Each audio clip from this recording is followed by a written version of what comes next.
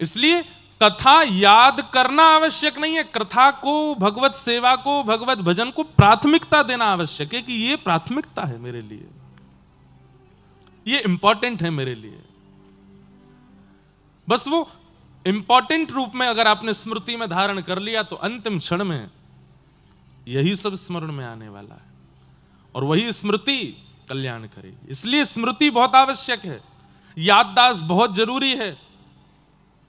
भगवान ना करे कभी हमारी याददाश्त जाए, पर जाए तो सब भूल जाए, लेकिन ये ना भूलें कि हम ठाकुर जी के हैं, ठाकुर जी हमारे हैं, ये कभी ना भूलें।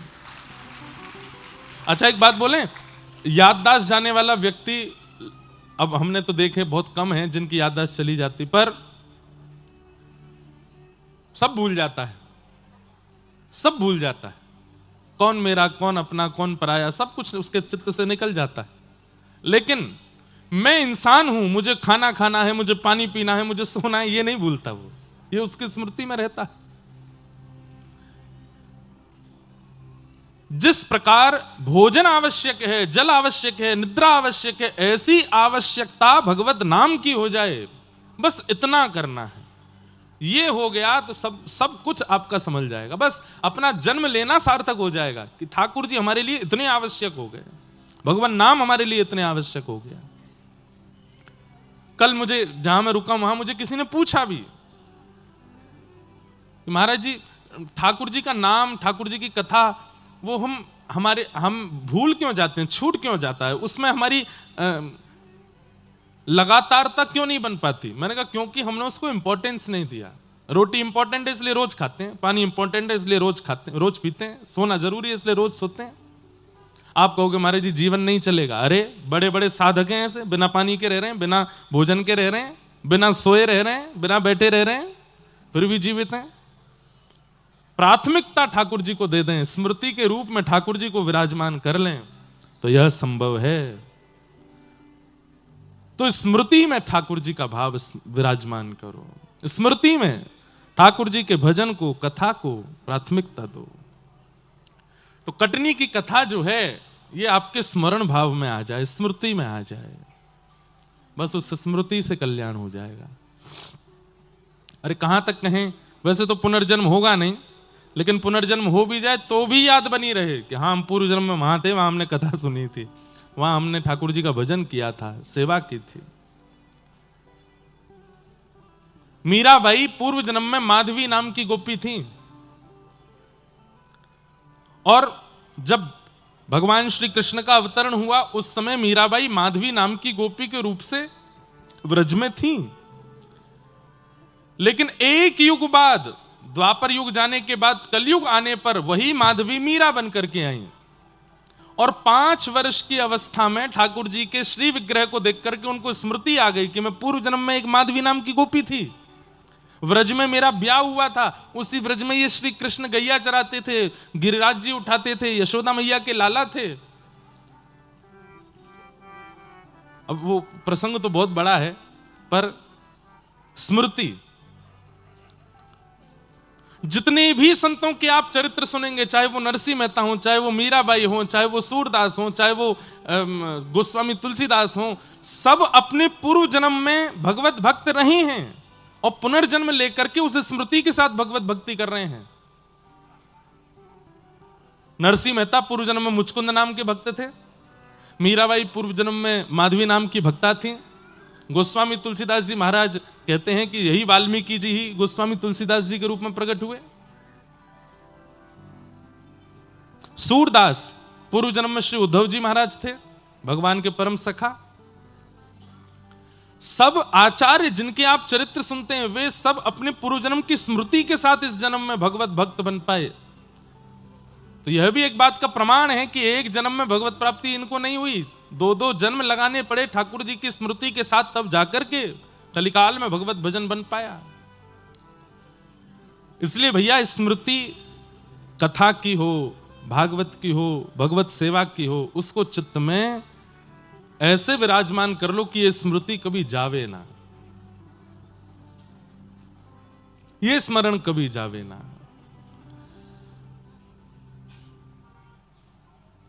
मैं हूं श्री भगवान का मेरे श्री भगवान अनुभव यह करते चलो, तज ममता अभिमान।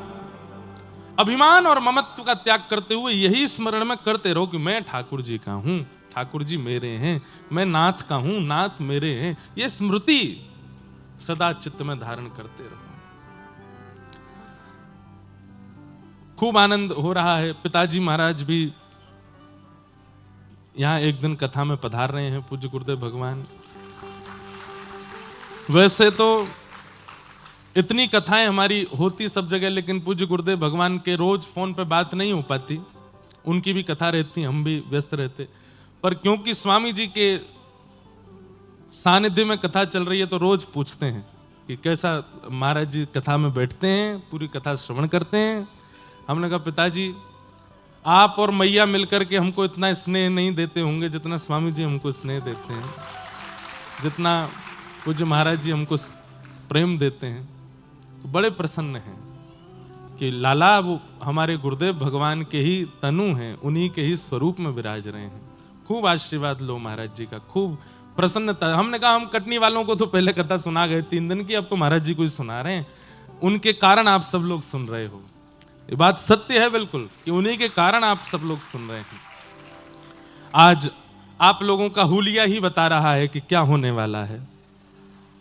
देखो एक बात सुनिए, व्यक्ति का स्वरूप उसकी स्थिति का परिचय देता है। कई बार व्यक्ति अगर बीमार होता है ना तो उसके चेहरे से पता चल जाता है बीमार है। व्यक्ति चिंता में होता है तो उसके चेहरे से पता चल जाता है कि चिंता में है। और कहां तक कहें, व्यसनी होगा, व्यभिचारी होगा तो भी मुख से पता चल जाता है कि व्यसनी है, व्यभिचारी है, इसके नेत्र अच्छे नहीं है, इसके कर्म अच्छे नहीं है, स्वभाव अच्छे नहीं है, व्यवहार अच्छा नहीं है। हमारे तन की स्थिति बता देती है, हमारे कपड़े बता देते हैं, हमारे हाथों का चलना फिरना उठना बैठना सब परिचय दे देता है कि हम कैसे हैं। आज आप सब लोगों की जो स्थिति है, कथा के बाद आप पूरी कटनी में घूम के आना, आप जहां जाओगे आपको देख करके कोई ये कहेगा कि कोई ठाकुर जी का उत्सव करके आए हो।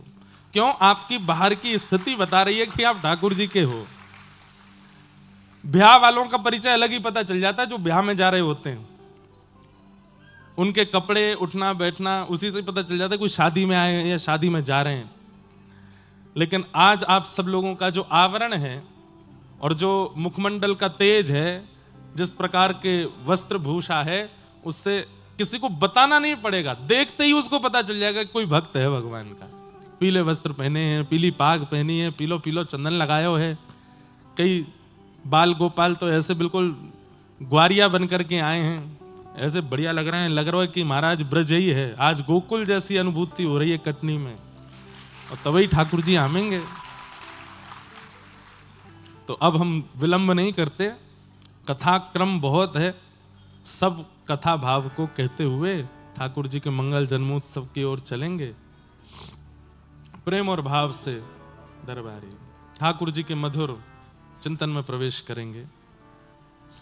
कल हम लोगों ने श्रवण किया कि वेदव्यास जी महाराज ने भागवत की रचना की और अपने पुत्र श्री सुखदेव जी महाराज को प्रदान की। उन्हीं सुखदेव जी की कृपा से परीक्षित को कथा श्रवण का लाभ प्राप्त हुआ।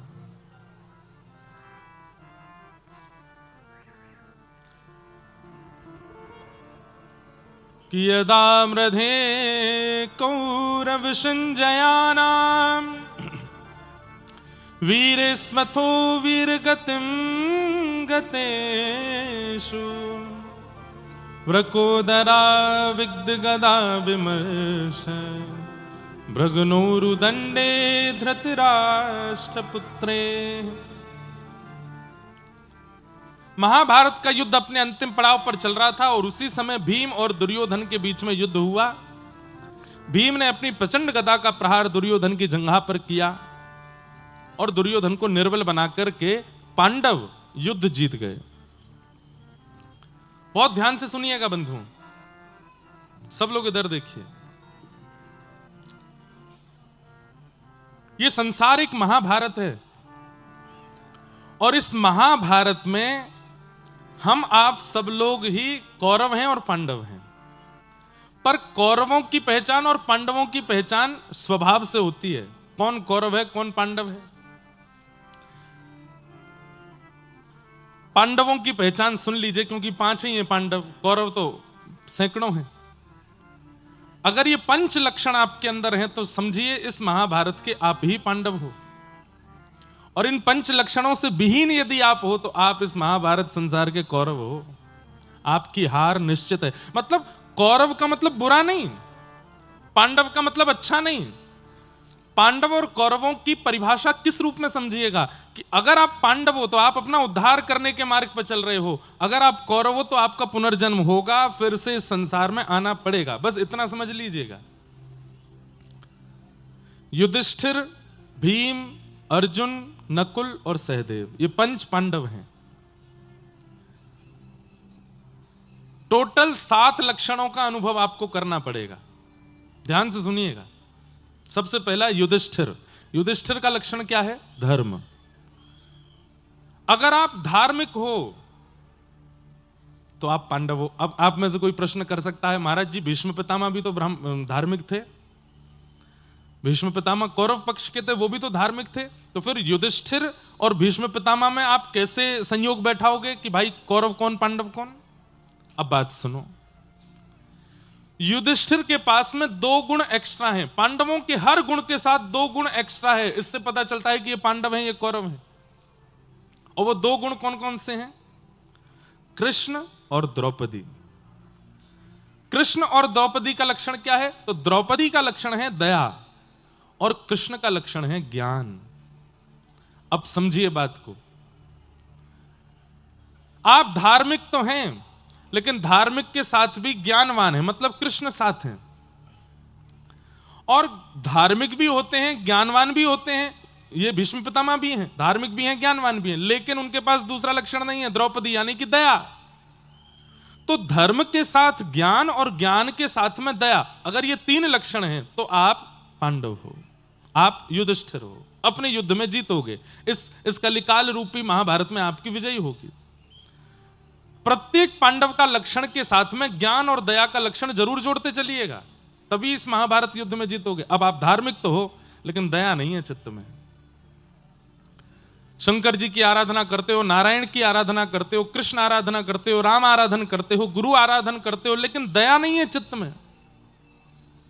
केवल नियम समझ करके, केवल उसको धर्म समझ करके, एक प्रैक्टिस समझ करके आप धर्म का पालन कर रहे हो, लेकिन दया को स्थान नहीं दिया है, तो आप अपनी जीवन के महाभारत में कहीं ना कहीं हार जाओगे। दया होनी जरूरी है। इसलिए 5 पांडवों की एक ही पत्नी है, द्रौपदी, यानी कि दया। धर्म के साथ दया। और जिन लोगों के धर्म में दया नहीं होती वो अधर्मी कहलाते हैं। अब ऐसे तो रावण भी रोज महादेव की आराधना करता है। अरे आप तो महादेव की आराधना करने 12 ज्योतिर्लिंग जाते हैं, पर महादेव स्वयं लंका चले जाते हैं, जाकर के रावण से कहते हैं मेरी आराधना करो। लेकिन ऐसा रावण इतना धर्म करने के बाद भी परास्त हो गया, क्यों? दया नहीं है, उसके धर्म में दया नहीं है। बुरा नहीं मानिएगा, नित्य तिलक लगाते हैं, नित्य शुद्ध वस्त्र पहनते हैं, त्रिकाल संध्या करते हैं, आचरण शुद्ध कर रखते हैं, एकादशी व्रत करते हैं, पूर्णिमा का व्रत करते हैं, परिक्रमा करते हैं, बहुत नियम से रहते हैं, लेकिन दया नाम की वस्तु नहीं है चित्त में, तो आपका धर्म आपका कल्याण नहीं कर पाएगा। मैं ऐसे असंख्य लोगों को जानता हूं, ज्ञान के मार्ग में, धर्म के मार्ग में उनसे ऊपर कोई नहीं, लेकिन दया नहीं है। दया का स्वभाव होना आवश्यक है। तो युधिष्ठिर यानी कि धर्म और उसके साथ में दया हो। अब इसको ऐसे कह सकते हैं कि आप धार्मिक हो, युधिष्ठिर हो, लेकिन साथ में दया रूपी द्रौपदी है, तो ही ज्ञान रूपी कृष्ण पास आएंगे, नहीं तो नहीं आएंगे। ये 5 लक्षण जो पांडवों में आप देखेंगे, ये 5 लक्षण कौरवों में भी हैं, लेकिन कृष्ण उनके पक्ष में क्यों नहीं गए? क्योंकि दया रूपी द्रौपदी नहीं है वहां पर। दया के आवरण में धर्म हो तब ठाकुर जी आपको स्वीकार करते हैं।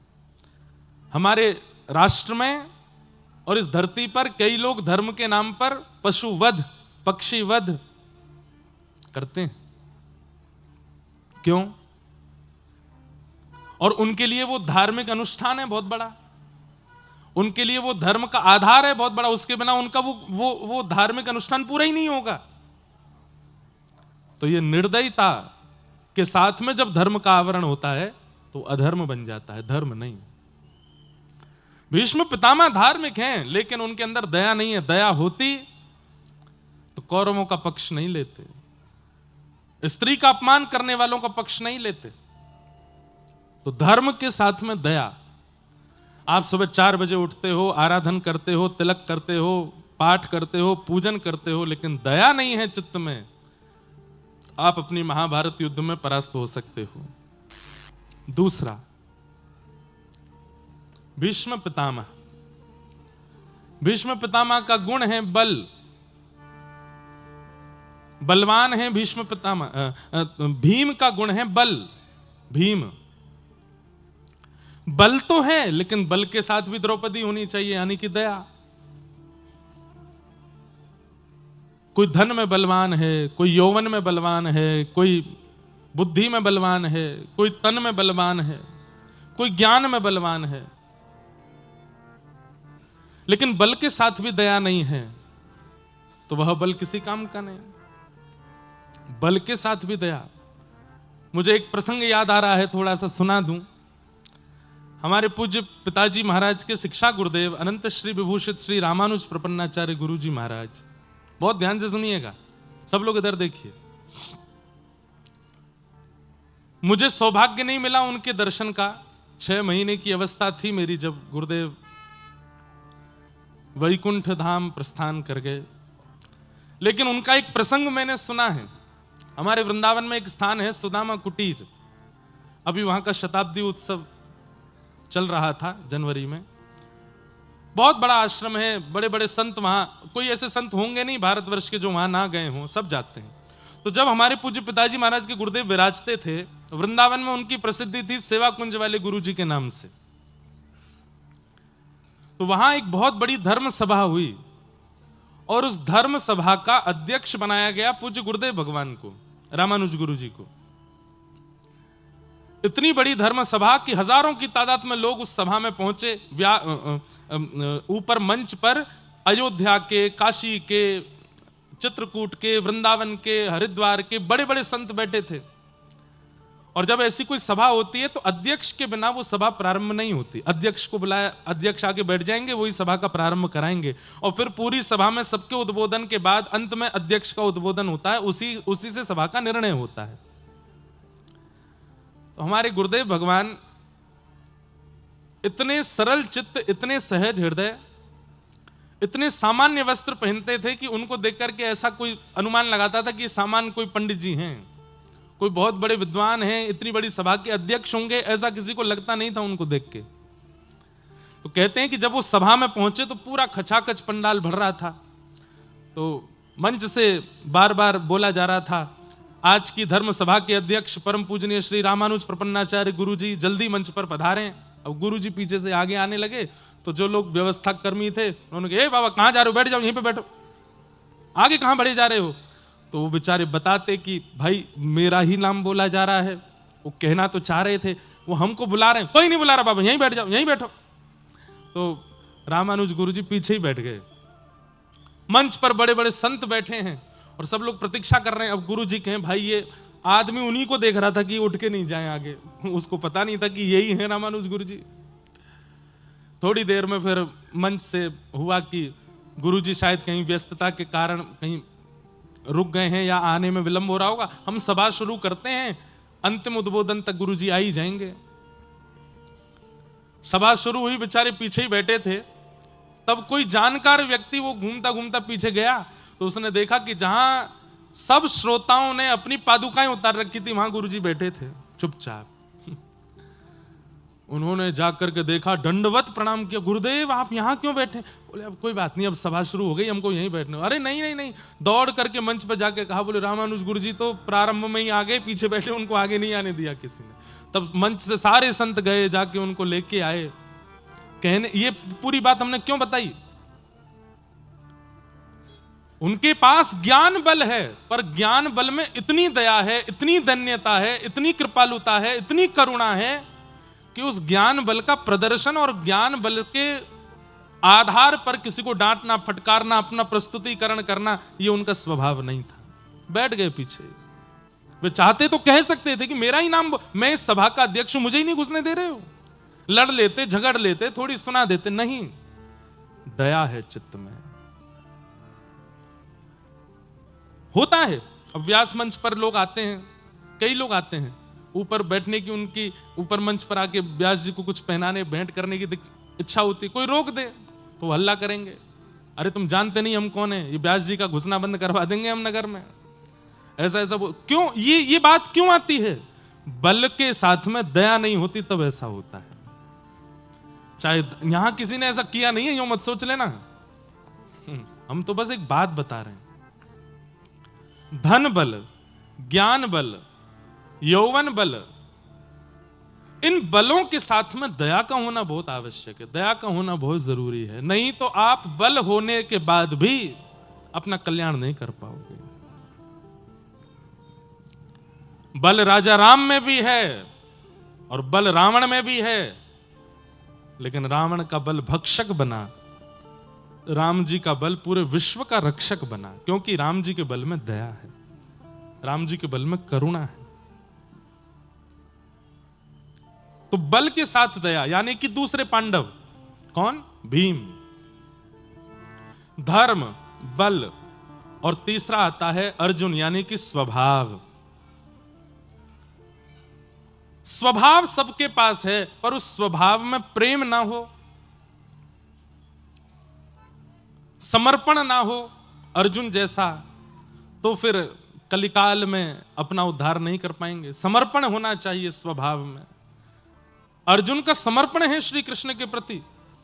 एक बहुत सुंदर प्रसंग मैं सुनाता हूं कि जब महाभारत युद्ध निश्चित हुआ तो अर्जुन और दुर्योधन दोनों श्री कृष्ण से मदद मांगने गए थे, और भगवान श्री कृष्ण से कहा, अब दुर्योधन अपनी तरफ खींचे, अर्जुन कहे कि मुझ पर कृपा करो। तो भगवान बोले कि एक निर्णय करते हैं। बोले क्या? एक तरफ मैं, एक तरफ मेरी पूरी द्वारिका की सेना, और मेरी सेना सशस्त्र रहेगी, और मैं जिस तरफ रहूंगा निशस्त्र रहूंगा, मैं शस्त्र धारण नहीं करूंगा। तो दुर्योधन ने विचार किया, जब शस्त्र ही नहीं उठाने तो इनको ले जाके क्या फायदा है।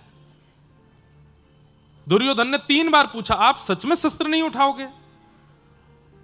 एक बाण तक नहीं चलाओगे? ठाकुर जी बोले, बिल्कुल खाली हाथ रहूंगा।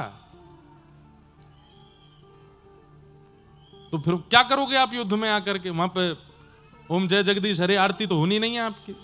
अरे भैया युद्ध है, दुश्मनों को मारना पड़ता है, सैन्य बल चाहिए होता है, वहां पे आप शस्त्र धारण नहीं करोगे। ठाकुर जी बोले, हमने बोल दिया, मेरी हजारों लाखों की तादाद में सेना सशस्त्र एक तरफ रहेगी और एक तरफ अकेला मैं निशस्त्र रहूंगा। अब तुम दोनों डिसाइड कर लो किसको क्या चाहिए। दुर्योधन बोला, तो हमको सेना दे दो, और आपका अर्जुन का प्रेम भी बहुत ज्यादा है, आप इसी की तरफ चले जाओ। ठाकुर जी ने अर्जुन की ओर देखा, अर्जुन कौरवों के पास पहले से भी सेना बहुत ज्यादा है, और ये फिर मेरी भी सेना ले जाएगा तो और ज्यादा सेना आ जाएगी। तुम चाहो तो तुम्हारे पक्ष में हम बात रख सकते हैं, मैं इनकी तरफ चला जाऊं, मेरी सेना तुम रख लो। दुर्योधन तुम कुछ बोलोगे नहीं, इनके पास वैसे ही सेना कम है, अगर अर्जुन तुझे सेना चाहिए तो सेना ले जा, मैं कौरवों के पक्ष में जाऊंगा। अर्जुन ने हाथ पकड़ा, बोले नहीं, आप ही चाहिए, सेना नहीं चाहिए। जब सेना लेकर के दुर्योधन जा रहा था तो कह रहा था, अर्जुन पागल है, मूर्ख है अर्जुन, एक कृष्ण को बढ़ा करके क्या कर लेगा, निशस्त्र कृष्ण को ले जाकर के क्या फायदा होगा उसका? कोई फायदा नहीं।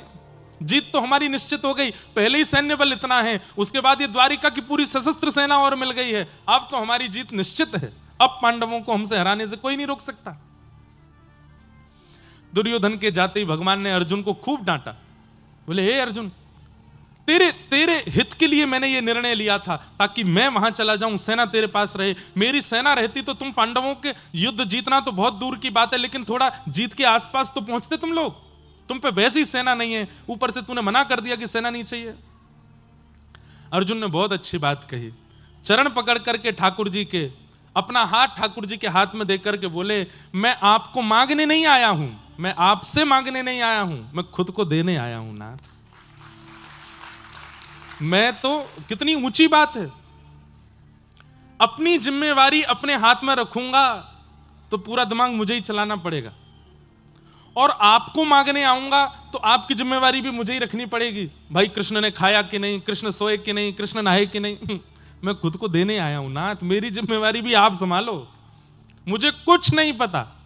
आप कहोगे दिन तो दिन, आप कहोगे रात तो रात, आप कहोगे उठो तो उठूंगा, आप कहोगे बैठो तो बैठूंगा, आप कहोगे चलो तो चलूंगा, आप कहोगे मर जाओ तो मर जाऊंगा।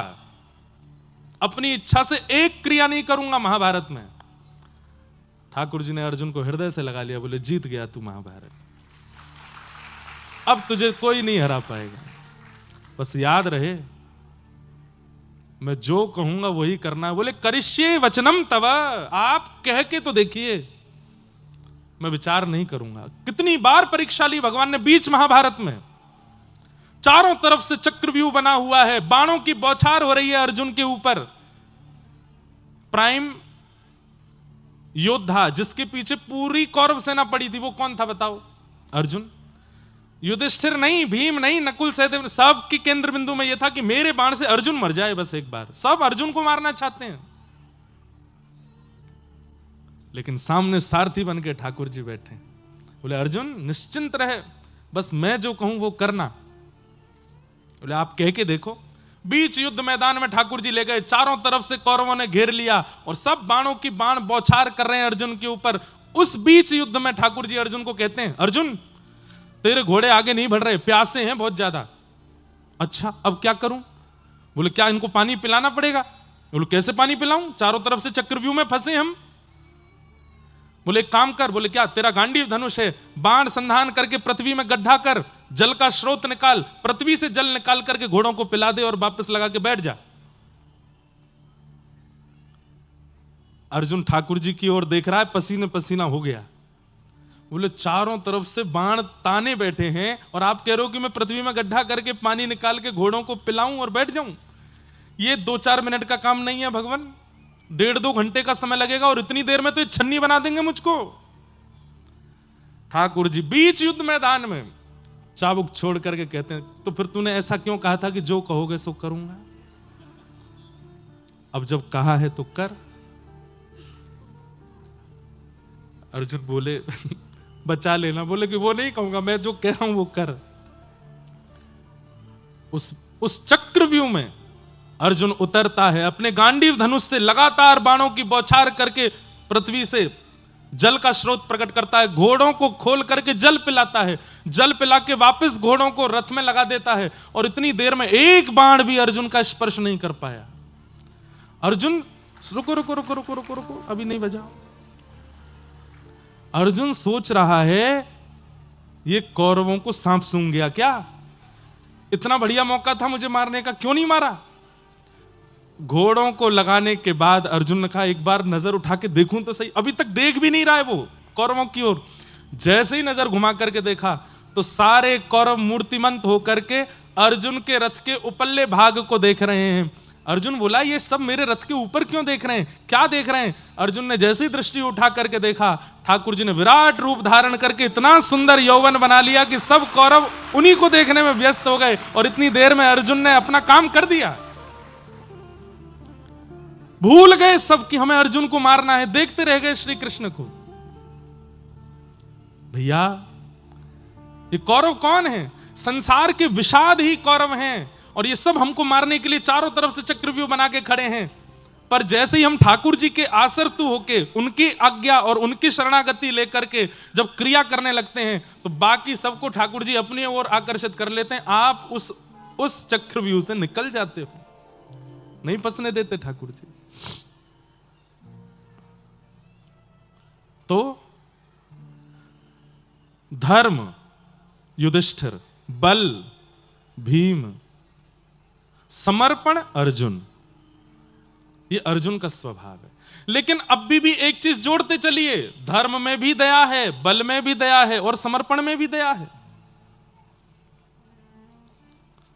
नकुल बुद्धि और सहदेव स्वरूप, ये 5 गुण हैं। 5 गुणों के साथ में दया हो तब श्री कृष्ण रक्षक बनते हैं, तब ज्ञान जीवन में इंप्लीमेंट होता है, कहां कैसे क्या कराना, और आप अपनी महाभारत युद्ध को जीत जाते हो।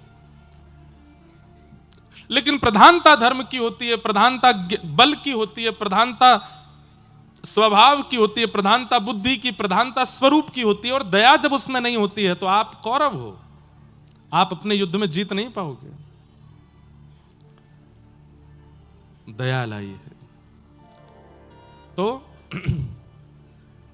पांडव युद्ध जीत गए, लेकिन गुरुपुत्र अश्वत्थामा ने एक दुष्कर्म किया और अर्धरात्रि में पांडवों को मारने की भावना से गया, पर सोते हुए द्रौपदी के 5 पुत्र मार दिए, पांडवों को नहीं मार पाया। प्रातःकाल होते ही देखा कि द्रौपदी के 5 पुत्र मरे पड़े हैं। द्रौपदी रोने लगी। अर्जुन को आज क्रोध आया और अर्जुन ने प्रतिज्ञा ले ली, जिसने भी मारा है उसको जीवित नहीं छोड़ूंगा। पकड़ करके जब गुरुपुत्र को लेकर के आए तो द्रौपदी ने उसको क्षमा करने के लिए कहा कि नहीं, इसको मत मारो, ये हमारा गुरुपुत्र है। बंधुओं, अपने पुत्र के हत्यारे को मृत्युदंड से बचा रही है, इसीलिए द्रौपदी को दया की स्वरूपिणी कहा गया। भगवान ने द्रौपदी के इस मनोभाव को स्वीकार किया और पांडवों ने अश्वत्थामा की आधी दाढ़ी मूछ मूड़ करके उसको छोड़ दिया, मृत्युदंड नहीं दिया। आगे अश्वत्थामा ने अपना बदला लेने के लिए ब्रह्मास्त्र छोड़ दिया।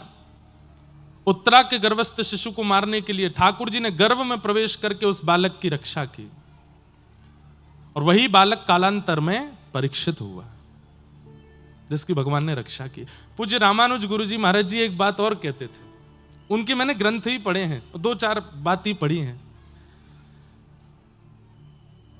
बोले, आप जितनी भी कथाएं सुनते हैं, जितने भी प्रवचन सुनते हैं, उनमें एक ही बात कही जाती है कि ऐसा कर्म कभी मत करो जिससे मां के गर्भ में दोबारा आना पड़े। एक बार आ गए, जन्म ले लिया, अब ऐसे कर्म करके जाओ कि पुनः जन्म ना हो। पुनरपि जननम पुनरपि मननम पुनरपि जननी जठरे शयनम।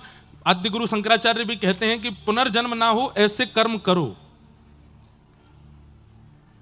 पर रामानुज गुरु जी एक बहुत सुंदर बात कह रहे हैं कि पुनर्जन्म का पूर्ण रूपेण खंडन करने वाले, पुनर्जन्म ना हो इसका पूर्ण रूपेण समर्थन करने वाले समस्त शास्त्र, मातृगर्भ में ना जाना पड़े इसकी ही सब लोग बातें कहते हैं। तो फिर ठाकुर जी गर्भस्थ बालक की रक्षा करने के लिए उसी मातृगर्भ में कैसे प्रवेश कर गए?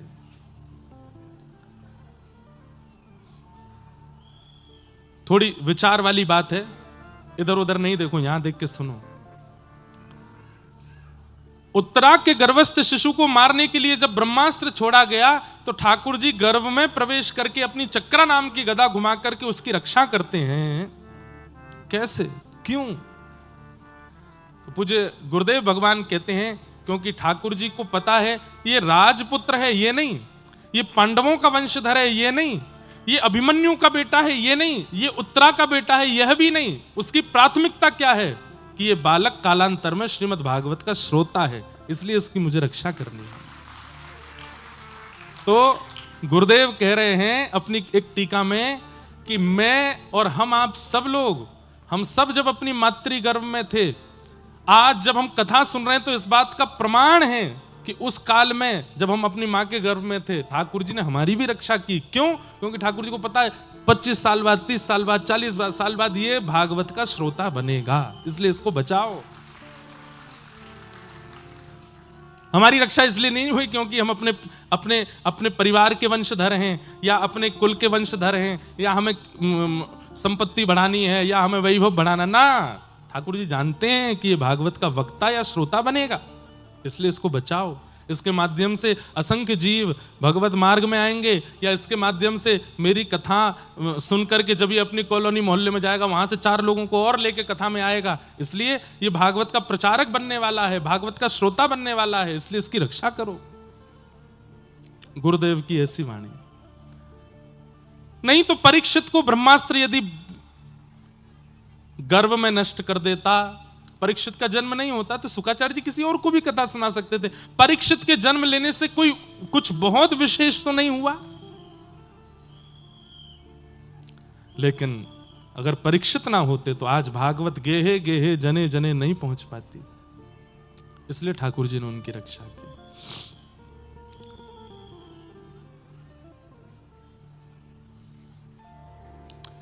उत्तरा के गर्भस्थ शिशु की भगवान ने रक्षा की।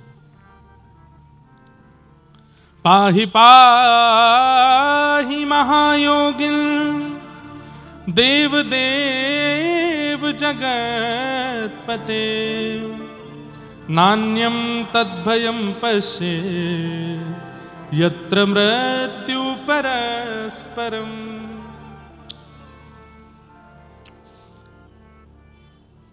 ये जो जगन्नाथ नाम है ना भगवान का, ये सबसे पहले श्रीमद् भागवत के प्रथम स्कंद में उत्तरा ने ही कहा है, जगतपते।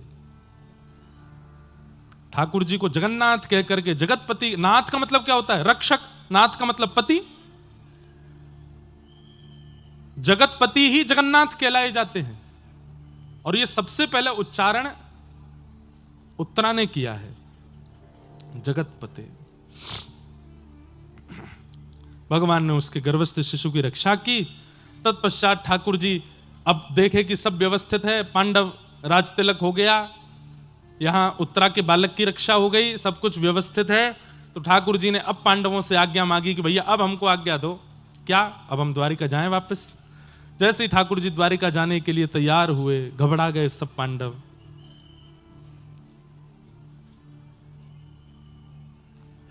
ठाकुर जी से कहने लगे, नाथ मत जाओ। भगवान बोले, भैया मेरे भी पत्नी बच्चे परिवार सब प्रतीक्षा कर रहे हैं, मुझे जाना है। रथ आरूढ़ होकर के जैसे ही ठाकुर जी द्वारिका के लिए निकलने लगे, असंख्य सब हस्तिनापुर निवासी सब रो रहे हैं। और उसी समय कुंती ने भगवान के रथ का चाबुक पकड़ा और ठाकुर जी से कहा, 2 मिनट नीचे आओ, मुझे आपसे बात करनी है। कुंती भगवान की बुआ है, पांडवों की मां।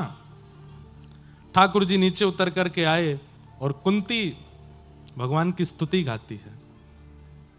नमस्ये पुरुषं त्वाद्यं ईश्वरं प्रकृते परम अलक्ष्यं सर्वभूतानां अंतर्बहिर्वस्थितम्। हे नाथ, मैं आपको प्रणाम करती हूं। क्यों? क्योंकि आप भगवान हो। ठाकुर जी बोले, भुआ मैं भतीजा हूं आपको, मोए आपको प्रणाम करना चाहिए, मुंह को आपको दंडवत करनी चाहिए, आप मुंह को प्रणाम क्यों कर रही हो? कुंती बुआ बोली, क्योंकि मैं जानती हूं कि आप परमात्मा हो, आप ईश्वर हो, आप भगवान हो। लाला ये लेजर नहीं मारना आपकी बार। ये जो वहां बालक कोई बैठे हैं उनको मना करो कि ये व्यास मंच पर लेजर नहीं चला। मैं क्या बता रहा था भैया, मैं कहां थे?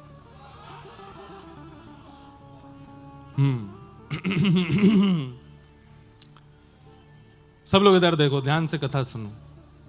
नमस्ये पुरुषं त्वाद्यम ईश्वरं प्रकृते परम अलक्ष्यम सर्वभूतानां अंतर्बहिर्वस्थितम्। कुंती बुआ बोली, आप परमात्मा हो।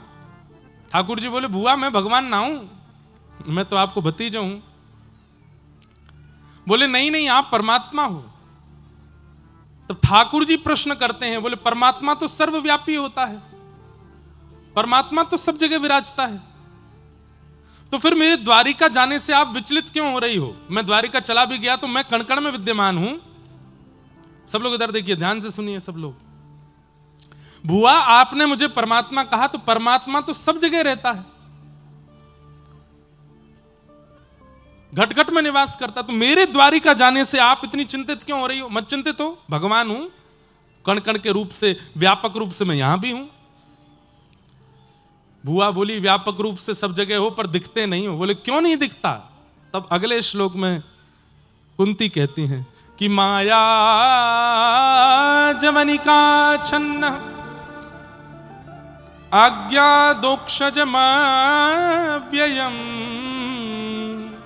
न लक्ष्य से मूढ़ दृशाम नटो नाट्य धरो यथा।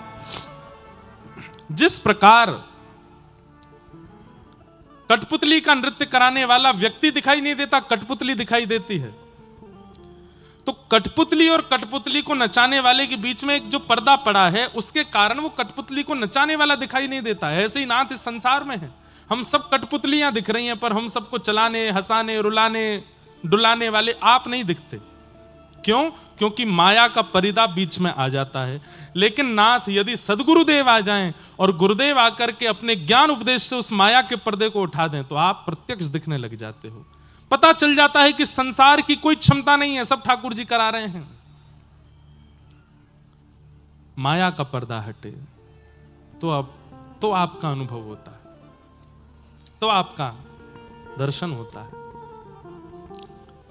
कुंती ने भगवान की स्तुति गाते हुए अंत में कहा कि नाथ मुझे कुछ चाहिए, मुझे दे दीजिए। बोले क्या चाहिए? कि विपदः सन्तु न सस्वत् तत्र तत्र जगद्गुरो भवतो दर्शनम यत् स्यात् अपुनर्भव दर्शनम। झोली फैला करके कुंती भगवान के सामने कहती है कि नाथ मैं जो मांगूंगी मुझे देंगे आप? ठाकुर जी बोले दूंगा। बोले वचन दो, जो मांगूंगी से दोगे?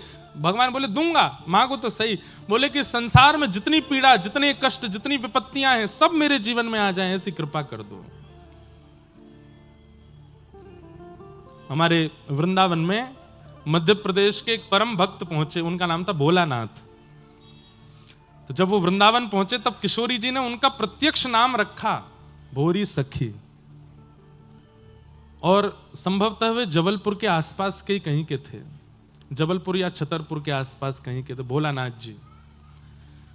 राधा वल्लभी परंपरा में फिर वृंदावन में आकर के वो विराजे, उनका नाम पड़ा फिर भोरी सखी।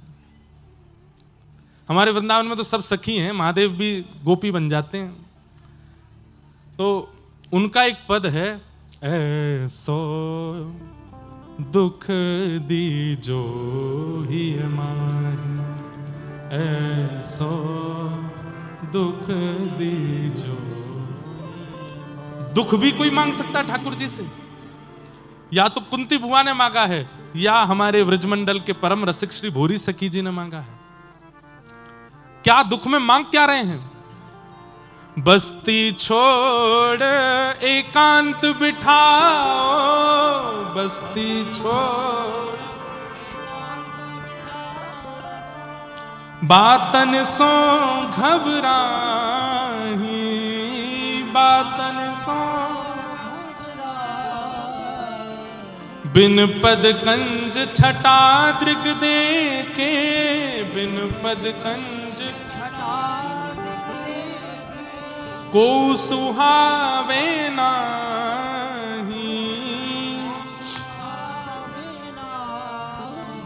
भोरी ऐसे दुख बिन प्यारी, भोरी जीवन व्यर्थ गवाही, ऐसो दुख दीजो ही मान, ऐसो दुख दी। महाराज जी, हमारे ब्रज के रसिकों के इतने सुंदर सुंदर चरित्र हैं, कई बार मन होता है कि सुना दें, पर इतने बड़े बड़े हैं कि लगता है कथा पूरी कैसे हो। वृंदावन में रहते थे भोरी सखी, यहीं मध्य प्रदेश से गए थे, और किशोरी जी मिलेंगी मुझे इस याचना से। सेवा कुंज में बंदरों को जो चने डाले जाते थे, उस चने की जो छिलके रह जाते हैं, जो भुने हुए चने होते हैं, उसका छिलका रह जाता है ना, वो छिलके खा करके भजन करते थे वृंदावन में कि किशोरी जी मुझे मिले। तो एक दिन राधा वल्लभ जी ने पुजारी जी को स्वप्न दिया और कहा, सेवा कुंज में भोरी सखी नाम भोलानाथ नाम के एक मेरे भक्त हैं, उनके लिए राजभोग की थाली लेकर के जाओ। वो जब से आए हैं चने के छिलके पर जी रहे हैं। तो पुजारी जी जब थाली लेकर के गए और भोलानाथ जी से कहा, ठाकुर जी ने स्वयं स्वप्न में आकर के कहा है कि तुम ये थाली का प्रसाद पाओ। तो भोलानाथ जी सिर पटक पटक के रोने लगे, और क्या बोले? पुजारी जी ने कि रो क्यों रहे हो? बोले किशोरी जी को मेरे पेट की चिंता हुई, मेरे हृदय की चिंता नहीं हुई। मेरे पेट की चिंता हुई कि मैंने भोजन नहीं किया, मेरे हृदय की चिंता क्यों नहीं हुई कि मैं इतना रोता हूं, इतना बिलखता हूं कि एक बार मुझे दिख जाओ। मेरे हृदय की चिंता उनको नहीं हुई। और तब सोचे शायद भूख प्रेम को हरा रही है, इसलिए भोजन भेजा है, स्वयं नहीं आई है किशोरी जी। इतनी ऊंची स्थिति। कुंती कहती है मुझे दुख दे दीजिए। ठाकुर जी बोले बुआ दुख क्यों चाहिए? अरे अब तो तेरे बालक हस्तिनापुर के राजा बन गए, अब तो उत्तरा के बालक की रक्षा हो गई, अब तो द्रौपदी व्यवस्थित हो गई, अब तो तेरा पूरा खानदान बुआ सब व्यवस्थित हो गया, तू फिर से दुख मांग रही है? इतना दुख सहने के बाद में सब ठीक हुआ, फिर कष्ट क्यों मांग रही है? कुंती बुआ कहती है कल तक मेरे जीवन में कष्ट था तो कृष्ण हमारे संग खड़े थे, आज जैसे ही हस्तिनापुर में सब व्यवस्थित हुआ तो आप हमें छोड़ के द्वारिका जा रहे हो, इसलिए मुझे सुख नहीं चाहिए नाथ, जिसमें आप संग रहो, आप हाथ पकड़ करके रहो, आप 24 घंटे साथ में रहो। वो अगर दुख भी है तो मुझे वो दुख चाहिए ताकि आप मेरे पास रहो, मुझे सुख नहीं चाहिए। एक बात बोल दूं, किसी दिन यदि हनुमान जी प्रकट हो जाएं, महादेव प्रकट हो जाएं, नारायण प्रकट हो जाएं और हमारी आराधना से प्रसन्न होकर कहें भैया तैने बहुत मेरी पूजा करी, बता क्या चाहिए, मेरे जीवन के सारे दुख दूर कर दो। ठाकुर जी अगर कह दें, ऑप्शन दे दें, चल दुख दूर हो जाएंगे लेकिन मैं जीवन से चलो जाऊंगा, तो हम लोग मांग लेंगे चले जाओ पर दुख दूर करो, हमें आपकी आवश्यकता नहीं, पर ये दुख नहीं सहे जाते। हमारे व्रज में गाते हैं भैया दुख से लड़ना सीखिए, दुख से भागना नहीं है। दुख तो सबके जीवन में आता, मेरे में भी आएगा, आपके में भी आएगा, पर हम भक्त हैं, हम उर्दपुंड लगाते हैं, हम कथा सुनते हैं, हम नाम जप करते हैं, हम लोग तो दुख से लड़ना जानते हैं, इसलिए दुख से भागिए मत, चाहे जैसी परिस्थिति आ जाए डटिए, लड़िए, जूझिए और पार कर दीजिए उस दुख की घड़ी को। वो एक बहुत प्रसिद्ध बात है ना, हनुमान जी से जाकर के मत कहो कि हमारे जीवन में दुख बहुत है, नारायण से जाके मत कहो कि जीवन में दुख बहुत है, दुखों को कहो बेटा सोच समझ के आइयो, नारायण बैठे मेरे संग में, सोच समझ के आइयो, मेरे सदगुरुदेव भगवान बैठे मेरे ऊपर। एक प्रसंग आता है कि शनि की 7.5 एक बार हनुमान जी पे ही आ गई। शनि महाराज हनुमान जी के गुरु भाई हैं।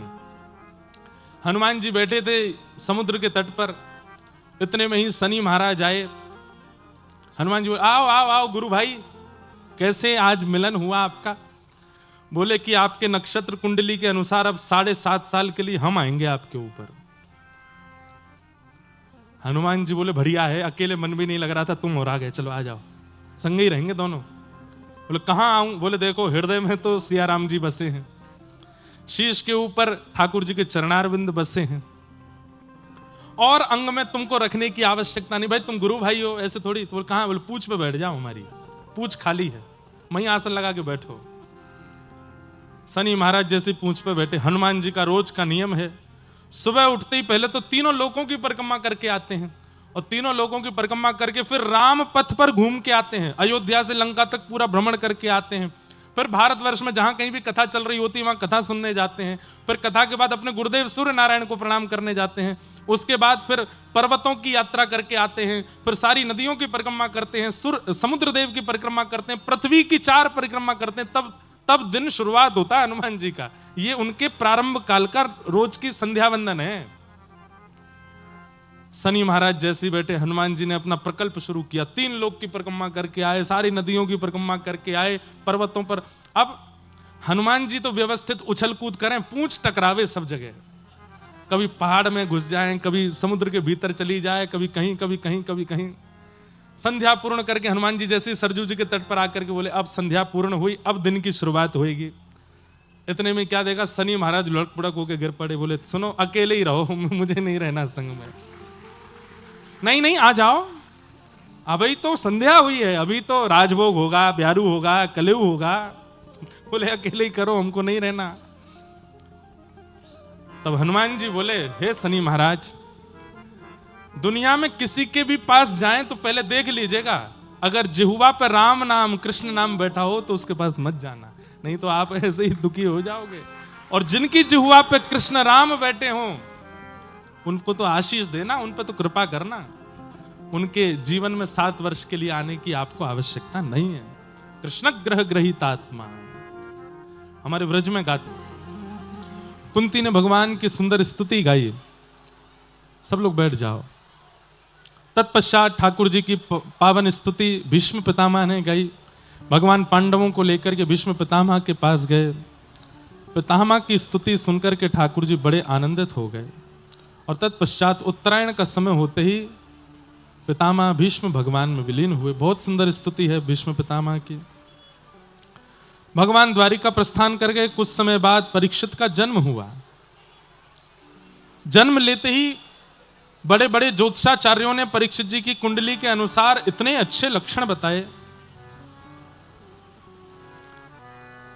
ये ऐसे होंगे, ये राम के समान आज्ञाकारी होंगे, ये सिंह के समान बलवान होंगे, आदि आदि सब इनके बड़े बड़े लक्षण बताए। महादानी होंगे, प्रहलाद के समान भक्त होंगे, आदि आदि सब इनके बहुत सारे लक्षण बता करके सब ज्योतिषाचार्यों ने पांडवों को, युधिष्ठिर को बताया कि भैया आपके घर में ये जो बालक आया है, एक जगह तो कह दिया कि जो पांडु महाराज का ऐश्वर्य और वैभव है वैसा ही इस बालक का होगा। युधिष्ठिर जी बोले आप जब से आए हैं इस बालक के गुण ही गुण बता रहे हैं, एक भी अवगुण आपने नहीं बताया। बंधुओं, सब लोग इधर देखिए, सावधानी से सुनिए। युधिष्ठिर जी कहते हैं आपने केवल गुण बताए, एक भी अवगुण नहीं बताया। आवश्यकता क्यों है? क्योंकि यह बात बिल्कुल प्रमाणित है कि इस पृथ्वी पर जो भी जन्म लेगा वो संपूर्ण गुणों से ही युक्त है, यह आवश्यक नहीं है। उसके अंदर एक अवगुण तो होगा, दो अवगुण तो होंगे, एक दो तो हम ऐसे ही बोल रहे हैं, हजारों होते हैं इस संसार में। बल्कि मानव के अंदर देखा जाए तो गुण कम हैं, अवगुण ज्यादा हैं। लेकिन वही जब गुरु आश्रित होता है, एक परंपरा का अनुग्रह करने लगता है, अनुसरण करने लगता है, तो धीरे धीरे गुण बढ़ने लगते हैं, अवगुण कम होने लगते हैं। आध्यात्मिक व्यक्ति गैर आध्यात्मिक व्यक्ति से श्रेष्ठ क्यों है? क्योंकि उसके अंदर गैर आध्यात्मिक व्यक्ति से थोड़े गुण ज्यादा हैं, अवगुण कम है। लेकिन यह बात प्रमाणित है कि संसार में अवगुण सबके अंदर है, सबके अंदर, कोई अवगुणों से नहीं बचा। इसलिए युधिष्ठिर जी महाराज बोले कि महाराज इस बालक का कोई एक अवगुण तो बताओ, या इसके जीवन की कोई एक ऐसी घटना तो बता के जाइए नक्षत्र आदि देख के, जिसके कारण इसके द्वारा कोई तो गलती होगी जीवन में। तब उन ब्राह्मणों ने बताया,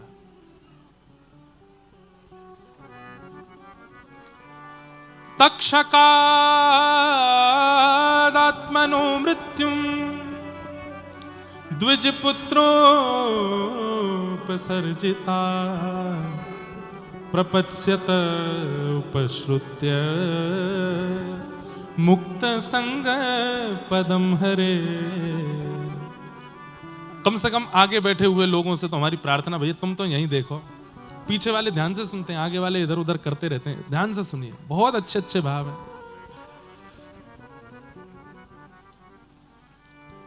ज्योतिषाचार्यों ने क्या बताया? बोले कि महाराज हृदय पर पत्थर रख के सुनिएगा। बोले क्या? बोले आपके घर में जो ये बालक हुआ है इसके अभी तक आपने गुण सुने, परंतु एक बात हम बता दें। बोले क्या? ये नहीं बताया कि इसका अवगुण क्या है, ये बताया कि इसकी मृत्यु तक्षक सर्प के दंशन से होगी। और यह बात प्रमाणित है कि सर्प दंशन, और उसमें भी तक्षक सर्प का दंशन, यह किसी वैष्णव ब्राह्मण के अपराध से ही होता है। आपने कभी किसी ब्राह्मण वैष्णव का कोई अपराध किया तो तक्षक सर्प डसेगा। महाराज आपके इस बालक की तक्षक सर्प के दंशन से, बस इतने में ही समझ गए युधिष्ठिर, इसका मतलब ये ब्राह्मण का अपमान करेगा, इसका मतलब हमारे वंश का ये बालक वंशधर किसी वैष्णव का, विद्वान का, श्रेष्ठ का अपमान करने वाला है।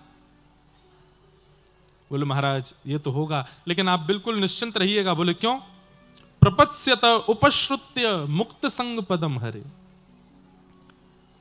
तक्षक सर्प के दंशन से मृत्यु तो होगी, सर्प दंशन से मरने वाले व्यक्ति को मुक्ति नहीं मिलती। और केवल सर्प ही नहीं, किसी भी प्रकार के अन्य जीव के द्वारा हिंसा प्राप्त होने पर अगर किसी को मृत्यु होती है तो उसकी मुक्ति नहीं होती। तक्षक सर्प के दंशन से मृत्यु होगी, इसका मतलब मुक्ति नहीं मिलेगी। लेकिन तभी ब्राह्मणों ने कहा ये निश्चिंत हो जाइएगा, काटेगा इसको तक्षक सर्प ही, मरेगा ये उसी से, पर इसको मुक्ति मिलेगी। कैसे मिलेगी? बोले एक आचार्य इसके जीवन में आएंगे और वो आकर के अपनी सुंदर वाणी से प्रवचन सुना करके इसको मुक्त करके जाएंगे, इसको मुक्ति दिला के जाएंगे। कहने का अभिप्राय समझे? सर्प दंशन भी मुक्ति में बाधा बन जाता है। मुक्ति की कई बाधाएं हैं, मुक्ति होने में कई बाधा बन जाती हैं, लेकिन यदि एक आचार्य आपके ऊपर विराजमान हैं तो वे आचार्य हर प्रकार की बाधाओं से निकाल के मुक्ति प्रदान करा ही देंगे। मुक्ति मतलब ठाकुर जी की प्राप्ति करा ही देंगे। इसके जीवन में एक ऐसे आचार्य आएंगे जिनकी कृपा से इसको मुक्ति मिलेगी, इसलिए आप निश्चिंत रहो। ब्राह्मणों ने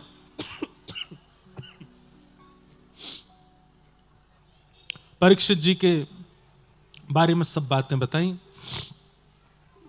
तत्पश्चात धीरे धीरे परीक्षित बड़े होने लगे। एक बार अर्जुन द्वारिका गए, लौट करके महीनों बाद आए और आकर के उन्होंने एक समाचार सुनाया। क्या?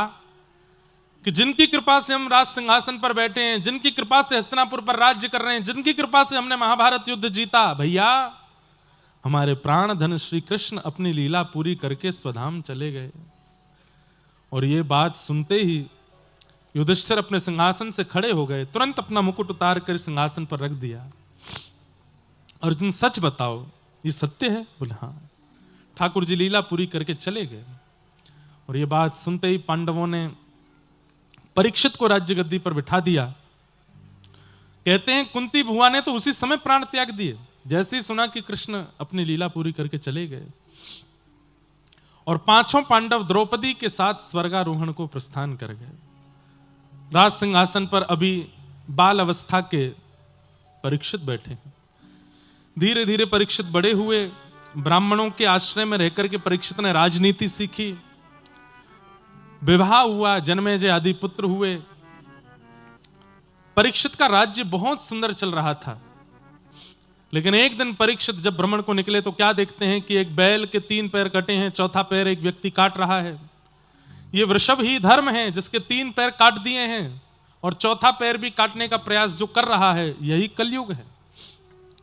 सत्य, दान, दया और पवित्रता 4 पैरों पर धर्म खड़ा रहता है। दान, दया और पवित्रता 3 पैर धर्म के कट गए हैं, केवल एक सत्य पैर पर कलयुग में खड़ा है और कलयुग उसको भी काट रहा है। परीक्षित ने जैसे उस व्यक्ति को देखा, तलवार निकाल के मारने लगे, शरण में आ गए। बोले महाराज मुझे मत मारिए, मुझे मेरा परिचय तो समझ लीजिए, मैं कौन हूं? बोले कौन हो तुम? बोले मैं कलयुग हूं। परीक्षित बोले तुम कैसे आ गए? बोले मैं आज नहीं आया था, जिस दिन श्री कृष्ण धराधाम से अपनी लीला पूरी करके गए उसी दिन आ गया था मैं। उस दिन द्वापर विराम हो गया, मेरा प्रारंभ हो गया। इसका मतलब समझते हैं बंधु? जब तक धर्माचरण पृथ्वी पर है तब तक अभी भी घोर कलयुग नहीं आएगा। जिस दिन कथाएं होनी बंद हो जाएंगी, जिस दिन तिलक लगने बंद हो जाएंगे, जिस दिन शिखा रखनी बंद हो जाएगी, जिस दिन गौशालाएं से गाय चली जाएंगी, जिस दिन वैदिक मंत्र बोलने वाले, नाम जप करने वाले जब तक पृथ्वी पर हैं तब तक कलयुग है, पर घनघोर कलयुग तब भी नहीं आएगा। लेकिन जिस दिन पृथ्वी पर एक व्यक्ति भी भगवत भाव वाला नहीं बचेगा, उसी दिन घोर कलयुग आ जाएगा। जिस दिन कथाएं होनी बंद हो जाएंगी, गौ सेवा विराम ले लेगी, माथे से तिलक और शिखा उड़ जाएगी, उसी दिन घनघोर कलयुग आएगा। ठाकुर जी के चरण जब तक पृथ्वी पर थे तब तक कलयुग नहीं आया। ठाकुर जी के उठते ही कलयुग का प्रवेश हो गया। कलयुग ने कहा मैं तो आ गया, अब नहीं जाऊंगा। परीक्षित बोले तुम्हें जाना पड़ेगा, मैं अपने बल से तुम्हें यहां से निकाल दूंगा। बोले कि महाराज ब्रह्मा का नियम है, ब्रह्मा ने सब नियम से बनाया है। सत्युग के बाद त्रेता, त्रेता के बाद द्वापर, अब मेरी बारी है, मुझे कैसे? ब्रह्मा की कृति से आप विपरीत नहीं जा सकते। हाँ एक काम हो सकता है। बोले क्या? कुछ स्थान नियुक्त कर दीजिए, मैं वहीं रहूंगा। ये मेरा वचन है कि उन स्थानों को छोड़ के मैं कहीं नहीं जाऊंगा। तब परीक्षित ने 4 स्थान प्रदान किए। द्यूतम पानम स्त्रियः सूना, ये 4 स्थान प्रदान किए। द्यूतम यानी जुआ, पानम यानी मदिरा पान, भक्ष भक्ष सेवन, पर स्त्री पर पुरुष संग और हिंसा। इन 4 स्थानों में कलयुग निवास करता है। पुनश्च याचमानाय जात रूप मदात प्रभु, पुनः याचना की कलयुग ने कि एक स्थान और दीजिए। तब अनीति से कमाया गया धन, ये 4था स्थान, 5वां स्थान दिया। मतलब ये 5 जगह पे कलयुग रहता है। जुए में रहता है, भक्ष भक्ष सेवन में रहता है, मदिरा पान में रहता है, पर स्त्री और पर पुरुष के संग में रहता है, कलेश लड़ाई झगड़ा मारकाट में रहता है, और बिना मेहनत से कमाए गए धन में रहता है। ये 5 स्थान हैं कलयुग के। हमारे जीवन में जितनी विकृतियां आ रही हैं, इन 5 में कहीं हमारा प्रवेश हो जाएगा तो विकृति आनी स्वाभाविक है। और हमें सबसे ज्यादा लगता है 5वां वाला, बिना मेहनत से कमाया गया धन, इसमें हम ज्यादा प्रवृत्त हैं, इसलिए कलयुग का हमारे जीवन पर, बुद्धि पर आक्रमण होता रहता है। लेकिन हम लोग कथा सुनने वाले लोग हैं, हमको लगता है कि जुआ वुआ कम खेलते होंगे लोग, मदिरा पान भक्ष भक्ष कम होता होगा। नहीं, तादाद इतनी ज्यादा है जुआ खेलने वालों की कि हम भक्तों की संख्या कम पड़ेगी उनके आगे। मदिरा पान, अरे कोरोना में सब बंद हो गया, पर यही बंद नहीं हुए। क्यों? इकोनॉमी इनसे चल रही है देश के। मदिरा पान भक्ष भक्ष सेवन, हमें लगता है, हम क्योंकि भक्त लोग हैं ना, हमें लगता है कि भाई मांस मदिरा लोग कम ही खाते पीते होंगे ना। स्टॉक के स्टॉक खत्म हो जाते हैं एक एक दिन में, ट्रक के ट्रक खत्म हो जाते हैं एक एक दिन में, एक एक। अच्छा, एक चीज और देखो, नगर में आप घूम के देखोगे मिठाई की दुकान ज्यादा है, जलेबी पकौड़ी कचौड़ी की दुकान ज्यादा हैं, मदिरा पान मांस की दुकान 2-4 ही होंगी, लेकिन फिर भी हलवाई से ज्यादा पैसे वाले वो हैं जो मदिरा बेचते हैं। 1-2 दुकानों में ही उनका इतनी कमाई हो जाती है कि महाराज एकड़ों जमीन खरीद रखी है उन्होंने। कैसे? कलयुग का प्रभाव है। हमें आपको लगता है कि ये सब नहीं होता होगा संसार में, पर स्त्री गमन, पर पुरुष गमन सब चल रहा है। कलिकाल से यदि बचना है, कलिकाल में आप जन्मे हो, इससे बच नहीं सकते, पर इन 5 स्थानों का अगर आपने परहेज किया, द्यूतम पानम स्त्रीह सूना और जात रूप मदात प्रभो, तो हो सकता है कि कली आपकी मुक्ति में बाधा ना बने। 5 स्थान दे दिए, राजा परीक्षित लौट करके आए, एक मुकुट सिर पर धारण किया, कलयुग ने प्रवेश कर लिया दिमाग में, क्योंकि अनीति से कमाया गया मुकुट था। वैसे ये प्रसंग स्पष्ट रूप से भागवत में ऐसे नहीं है कि मुकुट पहनने से कली का प्रवेश हुआ, लेकिन क्योंकि प्रचलित बात है इसलिए कहते हैं कि जैसे मुकुट धारण किया तो कली ने प्रवेश कर दिया। और राजा परीक्षित आखेट को वन में गए, जाकर के वहां पर शमीक ऋषि के आश्रम पर जल याचना करने लगे, लेकिन ऋषि तप में बैठे थे तो जल नहीं पिलाया। इस अपमान के कारण मरा हुआ सर्प गले में डाल दिया। मैं जल की याचना कर रहा हूं और ये ध्यान, अपने ध्यान में बैठे हैं, तप में बैठे हैं। मैं कथाओं में कहा करता हूं बंधुओं, कलयुग जीवन में आएगा तो सबसे पहले किस रूप में उसके लक्षण दिखाई देंगे? सब लोग इधर देखिए, ध्यान से सुनिए। कलयुग जीवन में आएगा तो उसका सबसे पहला लक्षण क्या है? नामनिष्ठ, भजननिष्ठ, धामनिष्ठ, वैष्णव भक्त ब्राह्मण, उनके प्रति हंसी आना, उनके प्रति पाखंड की स्थिति बनना। अरे देखो ये तो पाखंडी हैं, भजन भजन कुछ करते नहीं है, हमें दिखाने के लिए कर रहे हैं, ऐसी भावना चित्त में आना, तो समझ जाइए कि आप कलयुग आ गया आपके अंदर। क्यों? भजन, साधन, नाम जप, कथा, क्रिया, ये आपको पाखंड लगता है? समझो कलयुग आ गया। कली का आगमन इस बात का द्योतक है।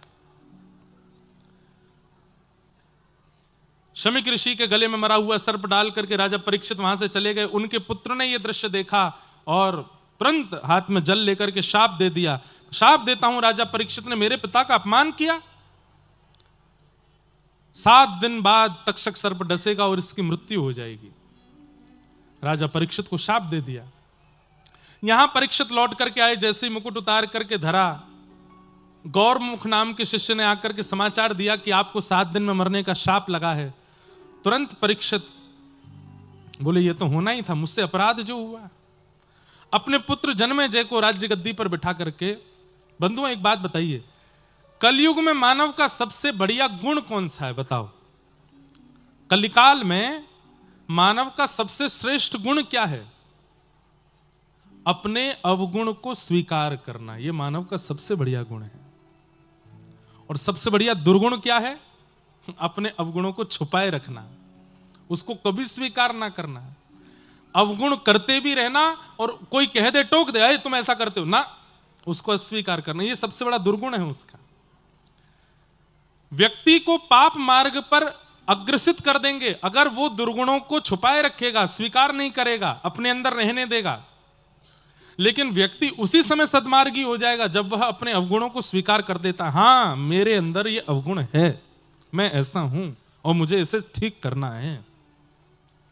भाई रोग, अब शरीर को कोई रोग लग गया, खांसी हो गई किसी को, अब 10 दिन 15 दिन 1 महीना 2 6 महीने से खांसी चल रही है, घर का कोई व्यक्ति कहे भाई तू बहुत खांसता है, इलाज करा, नहीं नहीं ये तो ऐसे ठसका आ रहा है नहीं, अरे नहीं ऐसा कुछ नहीं है नहीं। साल 1.5 साल बाद जब चेकअप कराया जाता है तो पता चलता है कि गंभीर रोग है भीतर। उसी समय स्वीकार कर लिया होता तो इसका इलाज भी हो जाता और मृत्यु को प्राप्त भी नहीं होता। ठीक वैसे ही हम सबके अंदर अवगुण होते हैं, काम का, क्रोध का, लोभ का, ईर्ष्या का, अपनिवेश का, लेकिन अगर हमें कोई टोक देता है तो हम उसको स्वीकार नहीं करते। हमसे कोई कहते भैया तुम थोड़े लालची लगते हो, हम तू होगा लालची, तेरे पिताजी होंगे लालची, तेरी माताजी होंगी लालची, मुझसे क्यों कहता है? नहीं स्वीकार किया। हाँ कोई जानबूझ के कहे तो मत स्वीकार करो, पर आपको तो पता है ना कि आपके अवगुण क्या है। अवगुण का स्वीकारीकरण मानव का सबसे बड़ा गुण है, वही उसको सुधारता है। फिर वो स्वीकार कर ले कि हाँ मुझे में ये अवगुण है और मुझे ये ठीक करना है, उसी दिन से वो ठीक होना शुरू हो जाता है।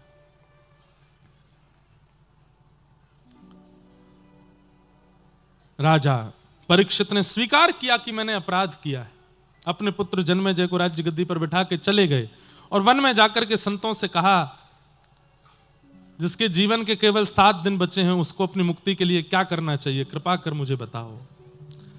सब संत अलग अलग बातें करने लगे, तभी वहां पर श्री सुखदेव जी का आगमन हुआ। तत्रा भवद भगवान व्यास पुत्रो यदिच्छया गामटमानो नपेक्ष अलक्षलिंगो निजलाभतुष्टो व्रतस्य वालैरवधूत भेष। बोलो सुखदेव जी महाराज की जय। सुखदेव जी आए, आते ही व्यास मंच पर विराजमान हो गए। राजा परीक्षित ने चरणों में प्रणाम करते हुए कहा, महाराज अतः पृच्छामि संसद्धिम योगिनाम परमं गुरुम पुरुषस्य यत् कार्यम म्रियमाणस्य सर्वथा। कृपा करके मुझे बताइए मेरा उद्धार कैसे होगा, मेरा कल्याण कैसे होगा, मेरे जीवन के केवल 7 दिन बचे हैं। राजा परीक्षित ने कहा 7 दिन में मुक्ति प्राप्त करने का उपाय बताइए। परीक्षित जी महाराज की बात सुनकर के शुकाचार्य जी बोलना प्रारंभ करते हैं। वरीयानेशते प्रश्न कृतो लोक हितम नृप आत्मवेद सम्मतः पुंसाम श्रोतव्यादिषु यपर। राजन बहुत ध्यान से सुनिएगा। मुक्ति प्राप्त करने वाला व्यक्ति पुनः मुक्ति की याचना कर रहा है, यह सुनकर के मुझे आश्चर्य हो रहा है। कैसे? मैंने मुक्ति कब प्राप्त की?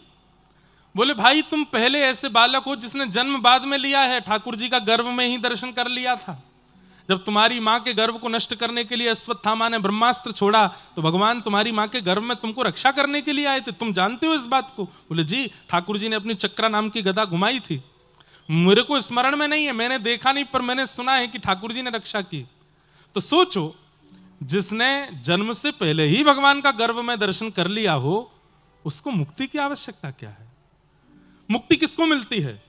जिसने एक बार भी भगवान का साक्षात्कार जीवन में किया हो, जिसने एक बार भी ठाकुर जी का अनुसंधान किया हो, जिसकी दृष्टि एक बार भी ठाकुर जी को देख चुकी हो, उसको मुक्ति निश्चित है। तुम्हें मुक्ति की इच्छा क्यों है? तुम तो पहले से ही मुक्त हो और तुम फिर अब यह कह रहे हो कि मेरी मुक्ति कैसे होगी, कृपा कर मुझे बताओ। मुझे ये बात समझ नहीं आ रही है। लोक हित के लिए यह प्रश्न अच्छा है कि बाकी लोगों को मुक्ति कैसे मिलेगी, क्योंकि उन्होंने गर्भ में भगवत दर्शन नहीं किया, पर तुम अपने लिए अगर यह प्रश्न कर रहे हो तो यह प्रश्न उचित नहीं है। तो मैं क्या प्रश्न करूं? बोले तुम मुक्ति तो प्राप्त करने ही वाले हो, तुम तो ये प्रश्न करो कि नाथ मैं भक्ति कैसे प्राप्त करूं, मुझे भक्ति कैसे मिले। तो परीक्षित ने कहा कि मुक्ति और भक्ति में अंतर क्या है? बोले मुक्ति का मतलब मृत्यु के बाद भगवत दर्शन, और भक्ति का मतलब जीते जी भगवत दर्शन। मुक्ति तो तुमको मिलने ही वाली है, वैकुंठ तो तुम जाने ही वाले हो, ठाकुर जी तुमको स्वीकार कर ही चुके हैं। लेकिन सौभाग्य तुम्हारा तब होगा जब ठाकुर जी नीचे आए तुम्हारे लिए, ये तुम्हारा सौभाग्य होगा। भक्ति मांगो, मुक्ति नहीं। मुक्ति तो तुम्हें प्राप्त हो ही चुकी है। बंधुओं, हम सबकी भी यही धारणा हो, मुक्ति तो हमारे जीवन में निश्चित है ही मिलेगी, क्योंकि हम कथा सुनते हैं, ठाकुर जी का भजन करते हैं, राम नाम जपते हैं, मिले नहीं मिले लेकिन हमें विश्वास है मिल ही जाएगी। लेकिन उससे पहले भक्ति की इच्छा हो कि नहीं, मुक्ति तक प्रतीक्षा थोड़ी करूंगा, मैं अपने अंतिम श्वास तक प्रतीक्षा थोड़ी करूंगा, मुझे तो अभी मिलना है। श्याम सुंदर मेरे सामने आओ, मुझे दर्शन दो, मुझे मिलना है। तो भक्ति का मतलब क्या है? जीवित अवस्था में भगवत अनुभव, ये भक्ति है। हमारे जितने आचार्य चरण हुए, इन्होंने मुक्ति की, मृत्यु की प्रतीक्षा नहीं की है ठाकुर जी के दर्शन के लिए, सबने जीवित अवस्था में अनुभव किया है ठाकुर जी का। और हर दिन हमारा समय घटता जा रहा है, हर क्षण हमारा समय घटता जा रहा है। इसलिए हर क्षण ये चिंता प्रकट कर दो, अगला क्षण भी गया, 1 घंटे और चले गए मेरे जीवन के, 4 घंटे, 1 दिन चला गया मेरे जीवन का, 1 वर्ष चला गया, कब मिलेंगे श्याम सुंदर, कब मिलेंगे? ये प्रतीक्षा कि आप कब मिलोगे, यही प्रतीक्षा भक्ति को जन्म देती है, और फिर भक्ति भगवान को अवतार लेने पर मजबूर करती है।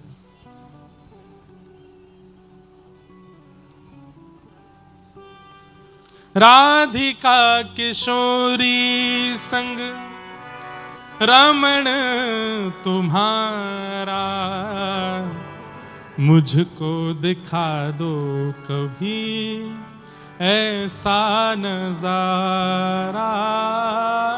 राधिका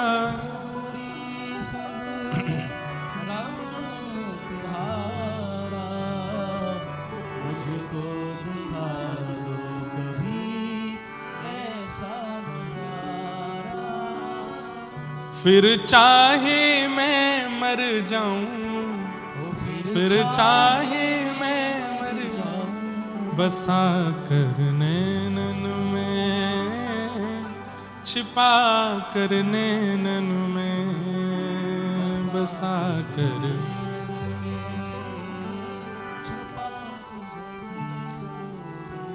हमारा केवल यही भाव है नाथ, मुक्ति दीजिएगा नहीं दीजिएगा आपकी इच्छा पर निर्भर करता है, पर जब तक हम जीवित हैं, हमारी जीवित अवस्था में हमारे कर्म स्वभाव इतने पवित्र शुद्ध हो जाएं कि उसके प्रभाव से आपका एक बार तो साक्षात्कार हमको हो जाए, एक बार तो आपका दर्शन हमको हो जाए, एक बार तो हम आपका अनुभव कर लें नाथ।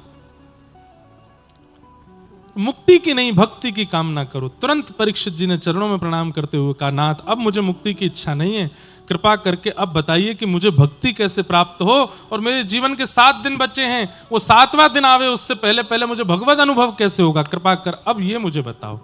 तब परीक्षित जी बोले, तब सुखदेव जी बोले, अब तुमने सही प्रश्न किया, अब मैं तुम्हें कथा सुनाता हूं। और यहां से श्री सुखदेव जी महाराज सुनाना प्रारंभ करते हैं। सृष्टि का प्रसंग सुनाया। सृष्टि प्रसंग श्रीमद् भागवत के चतुश्लोकी स्वरूप का वर्णन करते हुए उद्धव विदुर संवाद। अब हम प्रसंगों का स्पर्श और थोड़ा उनका भाव कहते हुए चलेंगे। उद्धव विदुर संवाद सुनाया, फिर विदुर मैत्रेय संवाद सुनाया।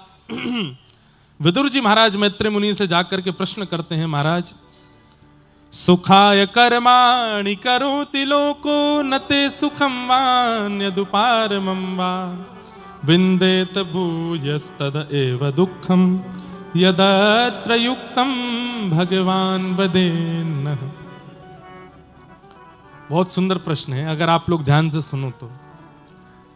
इस संसार में हर व्यक्ति सुख के लिए भाग रहा है, हर व्यक्ति सुख के लिए कर्म कर रहा है, चाहे वो 200 रुपए की मजदूरी करने वाला व्यक्ति हो, चाहे 200 करोड़ का टर्नओवर करने वाला व्यक्ति हो। हर व्यक्ति की चाह यदि पूछी जाए तो एक ही है, बोले क्या? सुख मिले।